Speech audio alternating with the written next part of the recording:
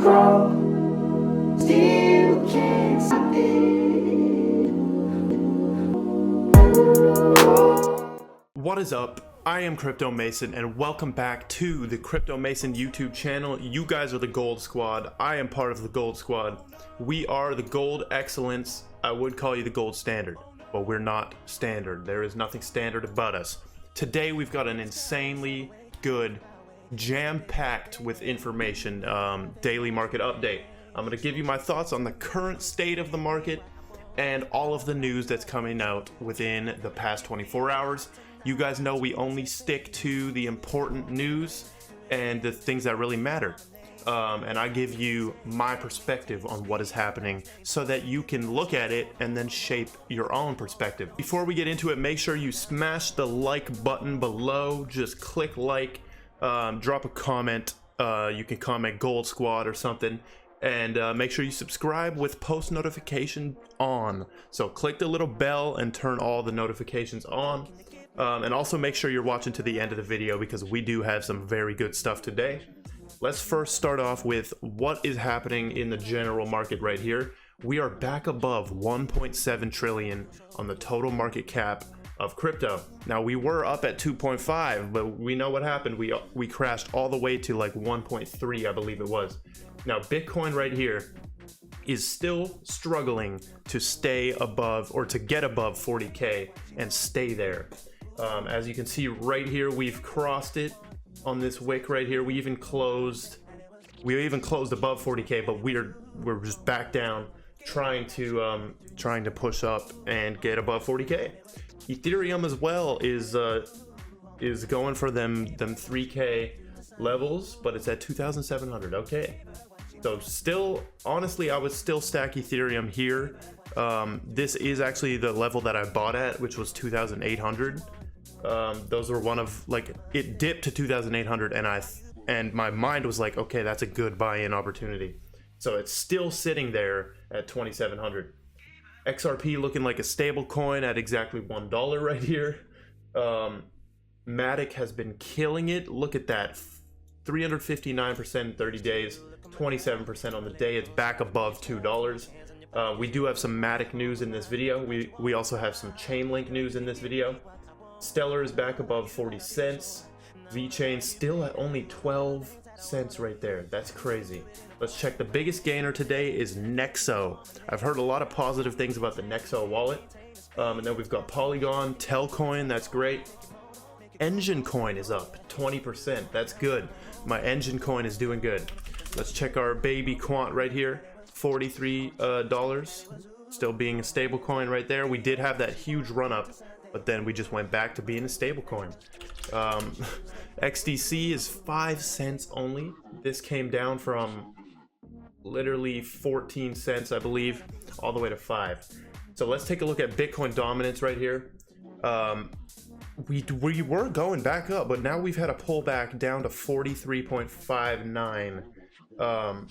And where do you guys think this is going? Like, if this continues to go up from here, then the altcoins could lag behind. But if it drops to where people think it should have went, or it's gonna go, people think it's gonna go to like 20%, and then that will be the real parabolic right there for the altcoins.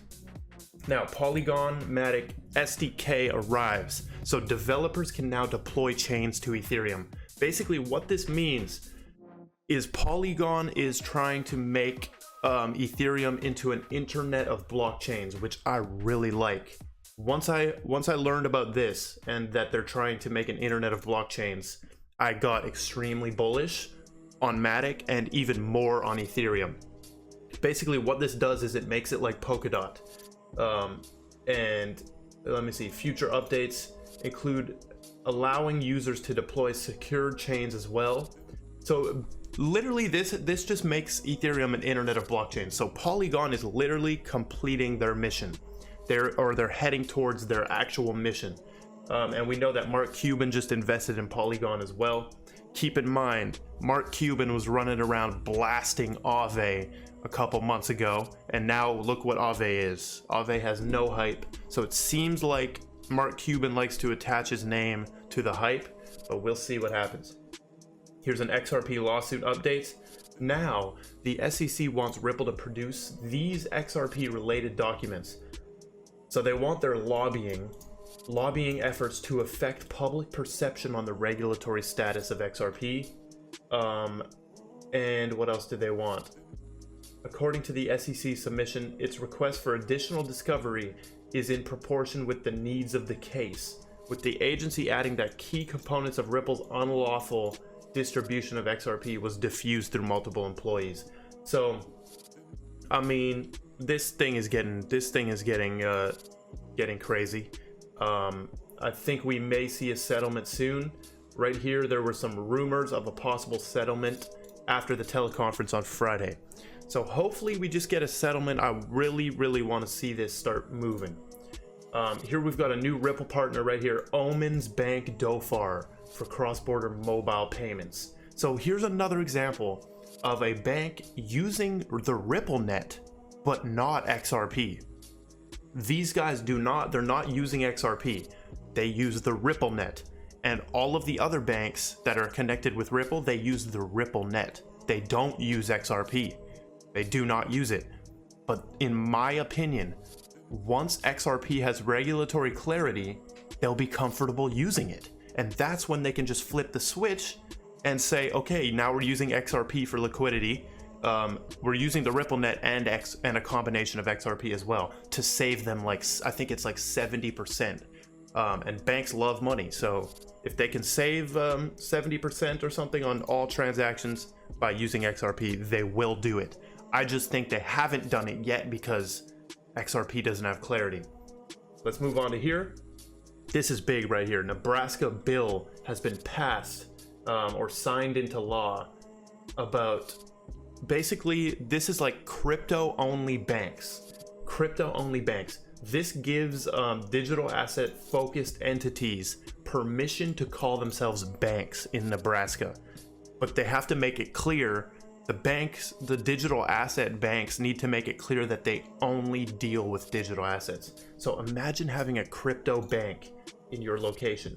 Now, I think Kraken already has this. Where is it? Yeah, firms like Avante and Kraken Bank have set up shop in Wyoming, but Flood is hoping the slightly higher standards in Nebraska will afford. So they're trying to get those banks to move to Nebraska. And look at this, the last line. We have what I think will be the model legislation for the nation. Nebraska thinks they have it. So imagine digital asset banks. I like that, honestly. I do like that. Now here's a quick piece of news from Apple right here. Apple is looking for crypto experience in alternative payments job post. So who knows what Apple's gonna do with crypto? I can't wait to see that integration right there. Now I need to talk about this because Chainlink might be a great buy right now, in my opinion. Maybe. I'm not gonna buy it, but look at this. We have Arbitrum.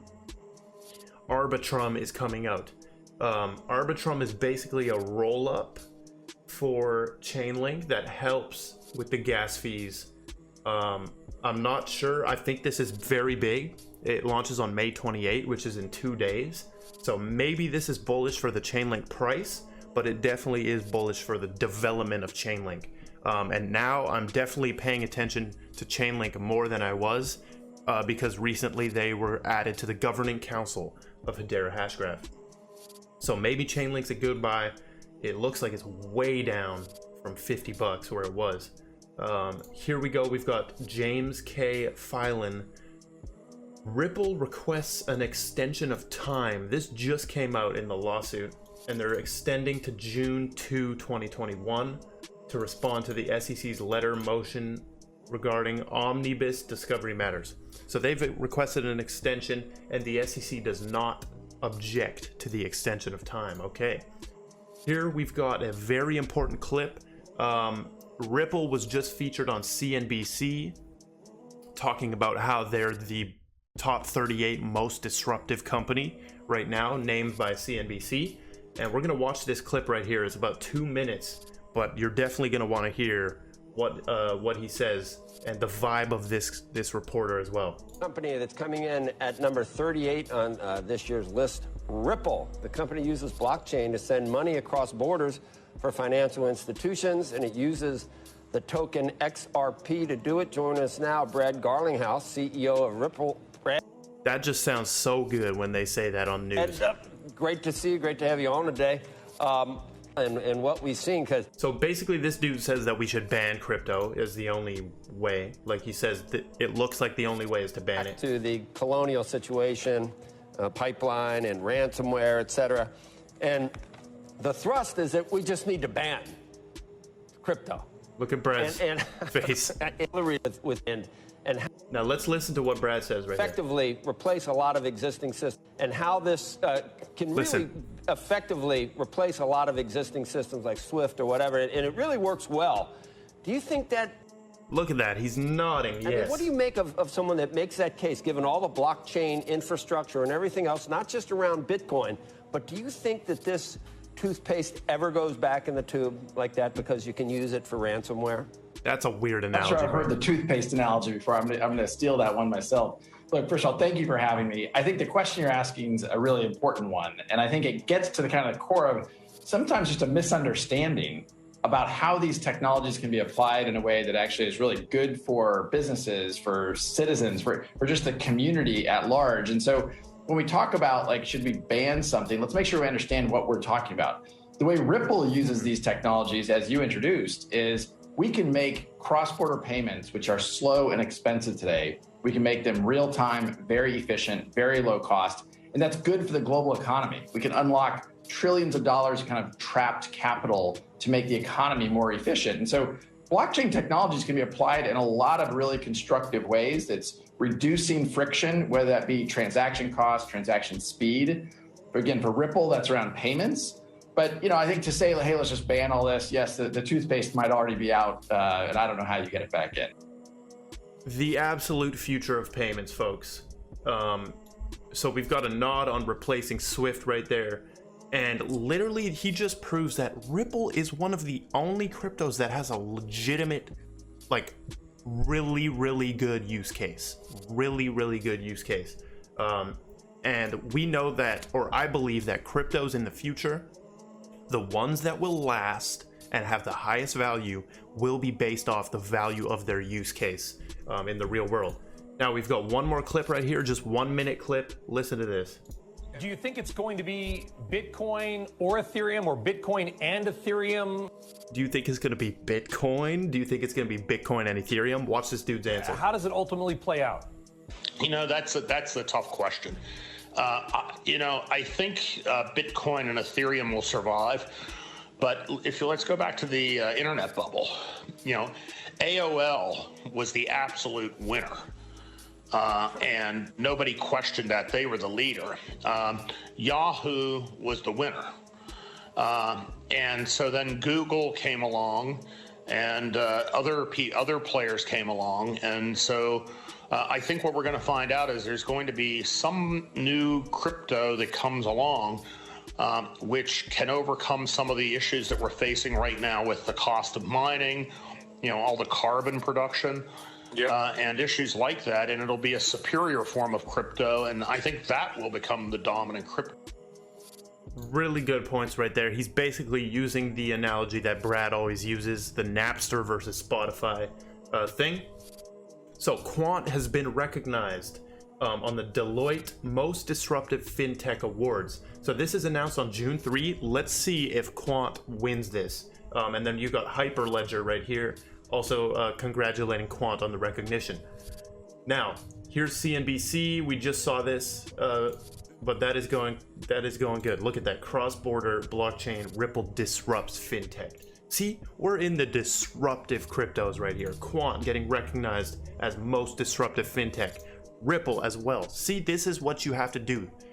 Like, all of the wealthy people in the world from investing, they invested in the damn disruptive projects.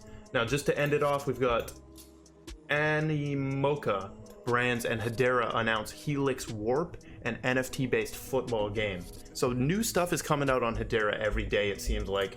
This is really cool. First NFT-based football game backed by Hedera. So that is all the news we have for today. If you're still watching right now, I really appreciate you. Make sure you drop a like, but that is all I've got. Thank you so much for watching, and goodbye. Grow.